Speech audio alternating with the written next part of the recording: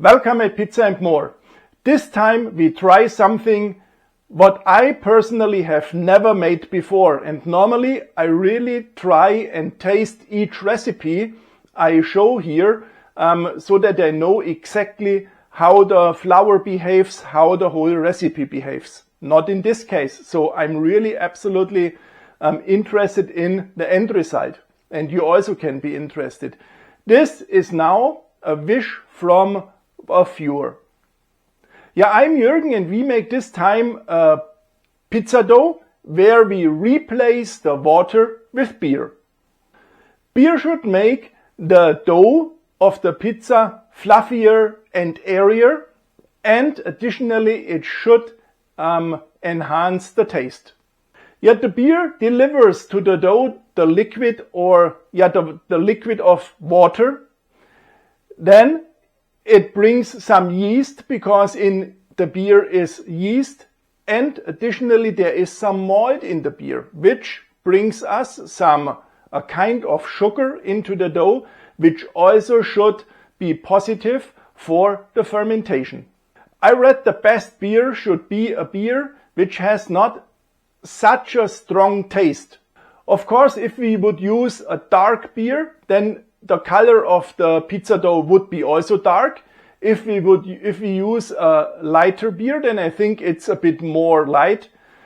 But however, I think the dough might be a bit darker than a normal pizza dough. I read as well, each kind of beer should be possible to use, so everybody really could use exactly the beer everybody wants. If alcohol-free beer also works, don't ask me, I really have no idea if this will work or not. But however, I think after baking, there might not be too much alcohol left over. And as I already said, I haven't done it before, so I don't know how the whole dough behaves. And that's the reason why I decided to make a direct dough. And I want to make a 60% hydration and a total leavening time of 24 hours. Total at room temperature. And as we have room temperature, we only use a very little amount of yeast, and of course in the beer is also yeast. And now I would say we start directly with our dough. Here we have now all the ingredients we need for our dough. This here is Typo 00 pizza flour with a medium baking strength. It has around a W value of 300 and it has 12% of protein. Here I have 300 grams of beer. This is a normal lager. I've here 15 grams of fine sea salt and 0.2 grams of dry yeast. If you want to use fresh yeast, please use 0.6 grams. To make our dough, we do exactly the same like with a normal pizza dough. So the first what comes into the mixer is the liquid, in our case right now the beer. The next ingredient we add, also as with a normal dough, our flour. And we add the yeast as well. And then we start the mixer at a low speed, and we knead right now for around about 5 minutes. And then after 5 minutes of kneading, we add the salt and we continue kneading, I think, for around about 15 minutes now, until we are able to make the window test.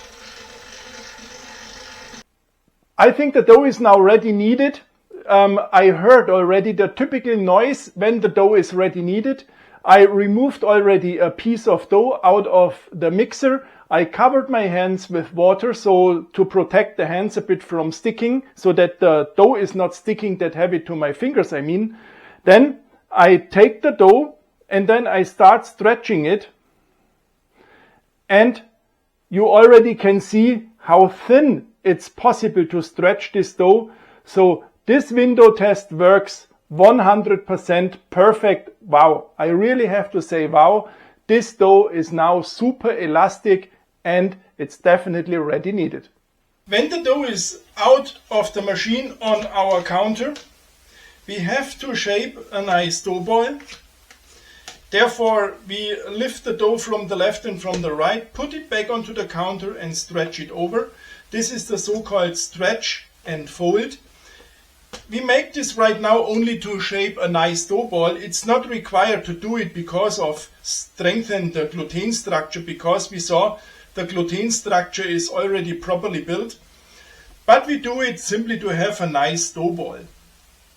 And then we turn the dough ball several times, we pull it, then we turn it again and we pull it, and then, as you can see, we have now already a fantastic shaped dough ball. Then we take a box or container, we put the dough inside, then of course we have to close the lid, and then we let the dough rest for 12 hours at room temperature. Now 12 hours later we bring the dough from the bulk fermentation towards the ball fermentation. If you wonder why I've not created the dough balls or the pizza balls directly after kneading the dough, in this video here I compared the different times from bulk and ball fermentation, and I personally have the opinion, if I do the shaping of the dough balls right now, I bring new oxygen to the dough, and this has absolutely advantages for the yeast and for the microorganism, and they get more and new energy, which is a bit positive for the dough. This is my feeling. If you have mozzarella which is in this salty water, then please remove the mozzarella right now. Cut it into slices, put it into a sieve and let it drain, so we can avoid to have all that liquid later on our pizza. The dough is now here on my counter, as you can see, and I have to say the dough is super elastic and the dough feels really great, but the dough smells heavily like beer. Now I will shape 3 dough balls. I think the dough balls will have a weight of around 270 to 280 grams. Each of my dough balls has 270 grams, and now we shape the dough balls. Therefore we pull all the dough from the side and push it towards the center at the bottom, and then you can see we get here a very strong surface. And then if we have here a strong surface, we guarantee that the bottom of the dough ball is closed. This avoids running the dough ball this avoids that the dough ball runs flat. And then we put the dough ball back into the box. And exactly this is what we do with all the 3.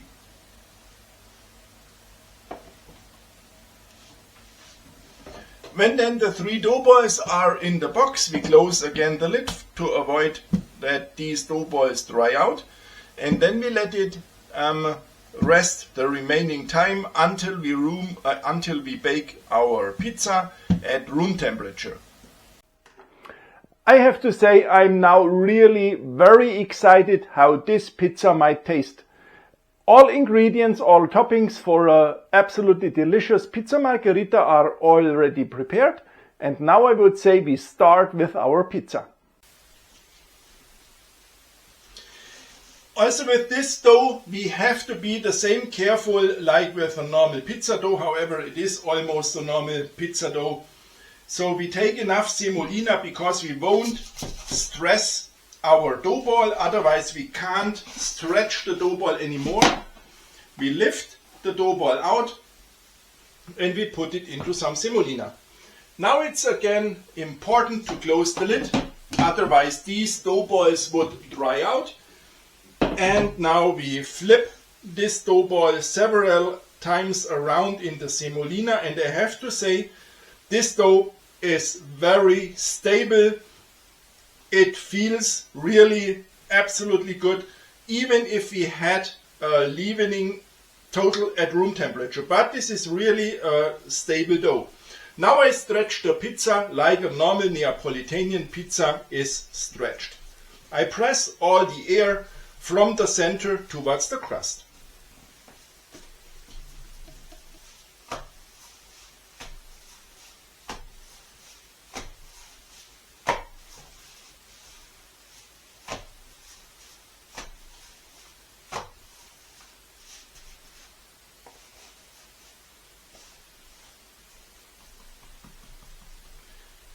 This is now not the final size of the pizza because the final size will then be stretched on the peel. Now we add some tomatoes. I made the tomato sauce like a Neapolitan tomato sauce is made. 1 can of San Marzano tomatoes tiered by hand and 4 grams of fine sea salt. As next I add some fresh grated Parmesan cheese. Then some leaves of fresh basil, and then mozzarella fior di latte in my case.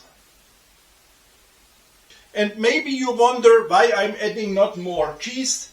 It's pretty easy to explain, because on a real Neapolitan pizza, less is more. I really want to taste here the cheese, the tomatoes and the basil, and not everything should taste exactly the same. Now some olive oil, and then it's already ready for the peel and for the oven. I add some semolina onto the peel, I lift the dough, push the peel under, and now I stretch the pizza to its final size.